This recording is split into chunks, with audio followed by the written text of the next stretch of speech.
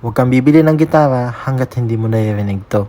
Dito nagkakamali ang 90% ng mga beginners. Kasi maraming gustong matutong maggitara, excited sa umpisa, pero after ilang linggo, tigil na agad.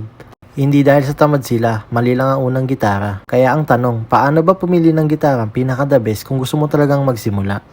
Una, dapat ang beginner guitar ay hindi masakit sa kamay, hindi mataas ang string, hindi mabigat, at pandaling pindutin. Kung masakit sa unang hawak pa lang, mababawasan ang gana mong mag-practice. Kahit beginner ka, huwag kang kukuha ng gitara na baluktot ang neck o sablay ang kahoy.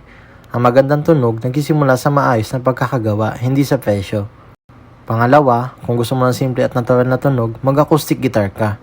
Kung gusto mo naman ng mas flexible at pwedeng i-amplifier, mag-electric acoustic ka. Hindi kasi lahat ng gitara ay bagay sa beginner. Pangatlo, ito ang sikreto na hindi sinasabi ng iba. Kahit mahal ang gitara, kung walang basic setup, mahirap pa rin tugtugin. Ang beginner guitar dapat na-check, na sound test at nakaayos na bago pa ibigay sa'yo. And pang-apat, alam mo ba kung bakit yung iba tuloy-tuloy mag-practice? Samantalang yung iba sumusuko agad. Hindi kasi dahil sa mas magaling sila, mas tama lang ang simula nila.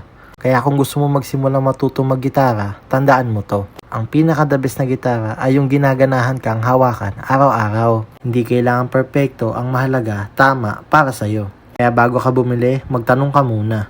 Dahil ang tamang gitara sa simula, siya ang magtutuloy-tuloy sa pangarap mong paggigitara.